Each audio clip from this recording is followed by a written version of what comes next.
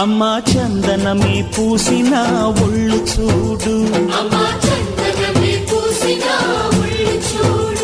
అమ్మా పున్నమి పుట్టిల్లు ఆ కళ్ళు చూడు, అమ్మా ముక్కోటి మెరుపులా మోము చూడు, అమ్మమ్మ ముగ్గురమ్మల మూల పుటమ్మ